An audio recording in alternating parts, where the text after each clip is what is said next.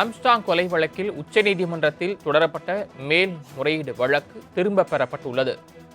Armstrong கொலை வழக்கில் உச்சநீதிமன்றத்தில் தொடுக்கப்பட்ட மேல்முறையீடு வாபஸ்.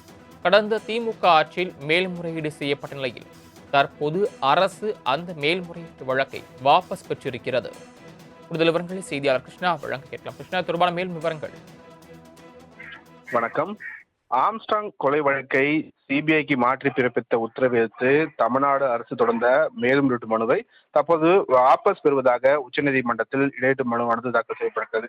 பகுஜன் சமாஜ் கட்சியின் மாநில தலைவர் ஆம்ஸ்ட்ராங் கடந்த 2024ஆம் ஆண்டு ஜூலை 5ஆம் தேதி வெட்டி படுகொலை செய்யப்பட்டார். இந்த வழக்கில் இதுவரை 28 கைது செய்யப்பட்டு சிறையில் அடைக்கப்பட்டிருக்கிறார்கள்.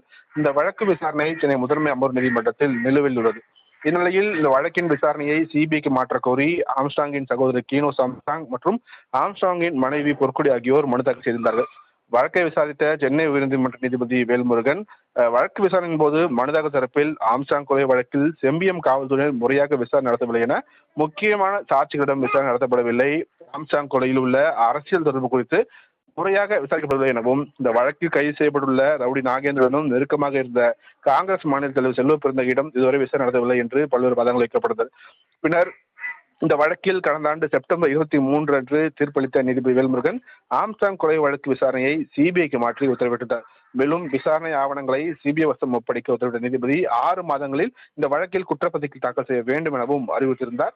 இதை எதிர்த்துதான் தமிழக சிறப்பில் மேல்முறையானது தாக்கல் செய்யப்பட்டது. அதை இப்போது ஆட்சி மாற்றம் நடந்த பின் தற்போதைய தாவேக அரசு இந்த மனுவை வாபஸ் பெற்றுள்ளது. சிபிஐ விசாரணை நடத்த தங்களுக்கு ஆட்சேபணம் இல்லை என்றும் இந்த வழக்கு தொடர்பாக வாபஸ் பெறப்பட்ட போது தெரிவிக்கப்பட்டிருக்கிறது.